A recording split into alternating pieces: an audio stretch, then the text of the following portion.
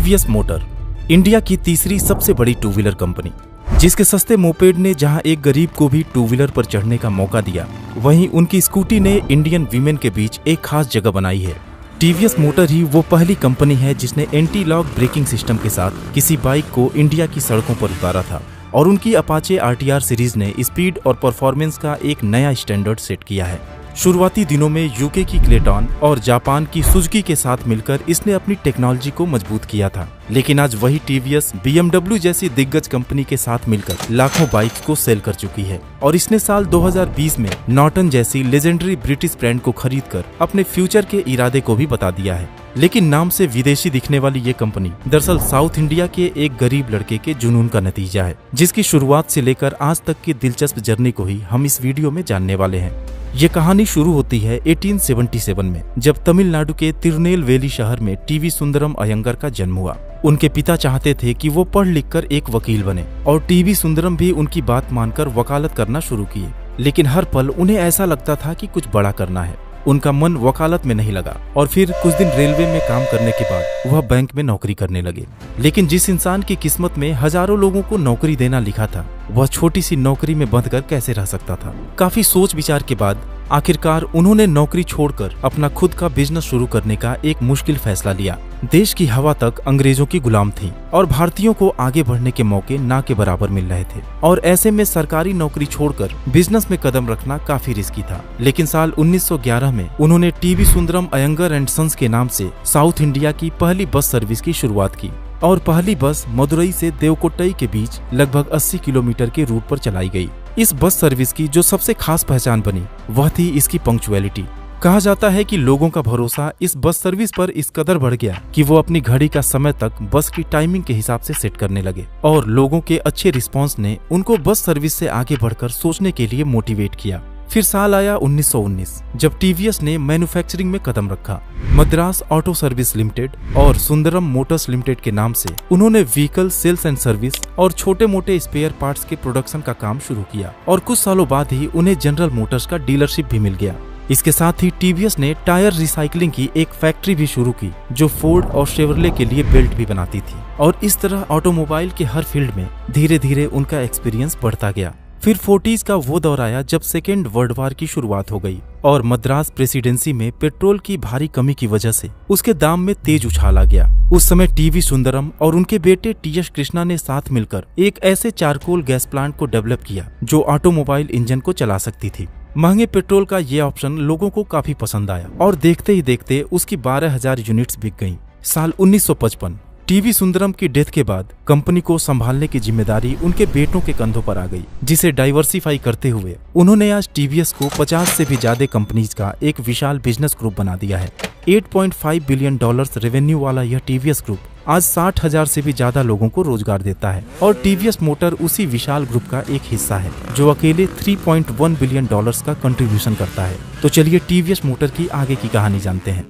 TV Sundaram की death के समय देश को आजाद हुए अभी कुछ ही साल हुए थे। इंफ्रास्ट्रक्चर, एजुकेशन और टेक्नोलॉजी में हम काफी पीछे थे। लोगों को एक सस्ते टू व्हीलर की जरूरत थी। तब टीवीएस ने 1962 में यूके की एक कंपनी क्लेटॉन के साथ मिलकर ब्रेक्स, एग्जॉस्ट और कंप्रेसर जैसे ऑटोमोटिव पार्ट्स बनाना शुरू किया, और 1978 तक वो सुंदरम क्लेटॉन के नाम से पार्ट्स बनाते रहे। लेकिन सही मायने में टीवीएस के अच्छे दिनों की शुरुआत हुई 1980 में, जब सुंदरम क्लेटॉन ने तमिलनाडु की होसर प्लांट से इंडिया की पहली 2 सीटर मोपेड टीवीएस 50 को लॉन्च किया। तब तक मार्केट में सिर्फ काइनेटिक की सिंगल सीटर लूना ही मौजूद थी। टीवीएस 50 को छोटे बिजनेसमैन और वेंडर्स ने खूब पसंद किया, क्योंकि सस्ता होने के साथ ही सामान ढोने के लिए इसमें ज्यादा जगह थी, और इसकी इम्प्रेसिव सेल्स को देखते हुए इसका अपग्रेडेड वर्जन टीवीएस एक्सेल को भी लॉन्च कर दिया गया, और इस तरह सुंदरम क्लेटॉन ने इंडियन मोपेड मार्केट में अपनी मजबूत पकड़ बना ली। लेकिन उनका रास्ता इतना आसान नहीं था, क्योंकि बजाज चेतक लोगों की पहली पसंद बनी हुई थी। दोस्तों, ये तो आपको पता ही है कि इंडिया में टू व्हीलर मार्केट में रिवॉल्यूशन जापानीज प्लेयर्स के साथ कोलैबोरेशन के बाद आया। लेकिन शायद ये आपको पता नहीं होगा कि जब भी टू व्हीलर मार्केट में कुछ नई शुरुआत हुई है तो उसमें टीवीएस का कंट्रीब्यूशन जरूर रहा है। दरअसल टीवीएस की सोच हमेशा फ्यूचरिस्टिक रही है। मोपेड और स्कूटर से आगे बढ़कर 100 सीसी सेगमेंट की पहली कम्यूटर बाइक भी हमें टीवीएस ने ही दिया था। साल 1982 टीवीएस ने सुजुकी के साथ ज्वाइंट वेंचर में ISML की शुरुआत की और इंडिया की पहली 100 cc 2 stroke bike Ind Suzuki AX100 को मार्केट में उतार दिया। और इसके बाद ही इस सेगमेंट की popular bikes hero Honda CD100, Kawasaki Bajaj KB100 और यामाहा RX100 लॉन्च हुई थी। 90s में मोपेड की डिमांड अपने पीक पर थी, जिसकी वजह से TVS चैंप और एक्सेल मोपेड इंडिया की लार्जेस्ट सेलिंग व्हीकल बन गई। फिर TVS ने ISML में अपने मोपेड डिवीजन को भी ऐड करके इसका नाम TVS सुजुकी लिमिटेड कर दिया। TVS मोटर ने TVS रेसिंग नाम से एक अलग विंग्स की शुरुआत की, जिसका काम था बाइक्स की परफॉर्मेंस से रिलेटेड डेटा कलेक्ट करना और इम्प्रूवमेंट्स के लिए सही आइडियाज और सजेशंस देना। जब कस्टमर्स का इंटरेस्ट बाइक की तरफ बढ़ने लगा तो स्कूटर और मोपेड की डिमांड में तेज गिरावट देखने को मिली, लेकिन यहाँ भी TVS ने बिना समय गंवाए एक बिल्कुल अलग सेगमेंट की ही नींव रख दी और 1994 में TVS स्कूटी को लॉन्च कर दिया। TVS रेसिंग ने बेहतर डायनामिक्स और हैंडलिंग के साथ कई रिलायबल बाइक्स को डेवलप करने में मदद की, जिसका नतीजा ये हुआ कि 98 में इंडिया की पहली कैटालिटिक कन्वर्टर मोटरसाइकिल TVS शोगन और first 5 speed motorcycle TVS Shaolin को लॉन्च किया गया। इसके अलावा सुप्रा और समुराई बाइक्स को भी लोगों ने खूब पसंद किया। लेकिन साल 2000 के आसपास होंडा की CBZ और बजाज की पल्सर 150 ने मार्केट ट्रेंड को बदलना शुरू कर दिया। यूथ में फास्ट और परफॉर्मेंस बाइक्स का क्रेज बढ़ने से TVS की मार्केट में पकड़ कमजोर होने लगी। इसलिए TVS मैनेजमेंट ने सुजुकी से अलग होकर अब इंडियन मार्केट के हिसाब से खुद बाइक्स को डिजाइन और डेवलप करने का फैसला किया। 2001 में सुजुकी से अलग होकर कंपनी का नाम TVS मोटर करने के बाद अपने दम पर फर्स्ट इंडिजिनस बाइक विक्टर को लॉन्च किया गया, जो एक 100cc की कम्यूटर बाइक थी। और उसके बाद 150cc सेगमेंट में TVS फिएरो को मार्केट में उतारा गया। लेकिन पल्सर और CBZ को टक्कर देने के लिए जरूरत थी कुछ तूफानी करने की, और यहाँ काम आया TVS रेसिंग के सालों का एक्सपीरियंस, जिसे यूज करते हुए एक नई पावरफुल बाइक के डेवलपमेंट का काम शुरू हुआ। और फाइनली 2006 में अपाचे 150 RTR को मार्केट में उतार दिया गया। RTR यानी कि racing throttle response petal disc brakes के साथ अपने दमदार लुक्स और 13.5 bhp पावर के साथ लोगों के लिए यह एक यूनिक और अट्रैक्टिव ऑप्शन बन गई। आगे इस बाइक को अपग्रेड करके अपाचे 160, अपाचे 180 और अपाचे RTR 204B को भी लॉन्च किया गया, जो पहले से अधिक पावरफुल, रिफाइंड और टेक्नोलॉजी रिच बाइक्स थी। साथ ही फ्यूल इंजेक्शन टेक्नोलॉजी और ड्यूअल चैनल ABS का ऐसा यूनिक फीचर भी ऐड किया गया जो अभी तक किसी बाइक में मौजूद नहीं थी। पावरफुल और क्विक एक्सेलरेशन की वजह से TVS अपाचे लोगों के बीच काफी पॉपुलर होने लगा, और साथ ही मजबूत बिल्ड क्वालिटी और ड्यूरेबिलिटी की वजह से ये बाइक पूरे भारत में खूब बिकने लगी। लेकिन कामयाबी का ये सिलसिला यही नहीं रुका। साल 2017 में BMW के साथ मिलकर TVS ने अपाचे RR 310 को लॉन्च किया।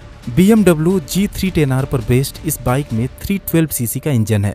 वैसे तो TVS के पोर्टफोलियो में फिलहाल जुपिटर और एनटॉर्क स्कूटर के साथ Sports, Star City, Radeon, Raider और रोनिन जैसे और भी कई टू व्हीलर्स मौजूद हैं, लेकिन अपाचे मोटरसाइकिल को सबसे ज्यादा पसंद किया जाता है। आज TVS दुनिया के 60 से भी अधिक देशों में अपनी बाइक्स को एक्सपोर्ट करता है, और अपने ग्लोबल फुटप्रिंट को बढ़ाने के लिए वो काफी अग्रेसिव तरीके से एक्विजिशन भी करना शुरू कर दिया है। साल 2020 में TVS मोटर ने 124 साल पुरानी एक फेमस ब्रिटिश ब्रांड नॉर्टन को एक्वायर किया था, जो प्रीमियम कैटेगरी की रेट्रो बाइक्स बनाने के लिए फेमस है। और दोस्तों, जैसा कि TVS के DNA में है, वो फ्यूचर को देख लेते हैं, इसलिए उनका फोकस अब इलेक्ट्रिक व्हीकल्स पर कुछ ज्यादा ही है। TVS ने 21 में स्विट्जरलैंड की एक ई मोबिलिटी कंपनी इजियो मूवमेंट का 80% स्टेक $18 मिलियन में एक्वायर किया था, और उसके 4 महीने बाद ही दूसरी स्विस ब्रांड SEMG का 75% स्टेक भी $100 मिलियन में खरीद लिया था। आपकी जानकारी के लिए बता दूं कि TVS की इलेक्ट्रिक स्कूटर iQube ओला के बाद इंडिया की सेकेंड टॉप सेलिंग स्कूटर है, और अभी अगस्त 23 में ही एक premium electric scooter TVS X को सिंगल चैनल ABS और 10.25 इंच की स्क्रीन के साथ लॉन्च किया गया है, जो फीचर अभी इंडिया के किसी भी इलेक्ट्रिक स्कूटर में मौजूद नहीं है। तो दोस्तों, इस तरह एक बस सर्विस जैसी छोटी सी शुरुआत से भी TV सुंदरम की बड़ी सोच ने इतना विशाल बिजनेस एम्पायर खड़ा कर दिया। उम्मीद है कि आज की वीडियो में भी आपको कुछ नई जानकारी मिली होगी। Thanks for watching.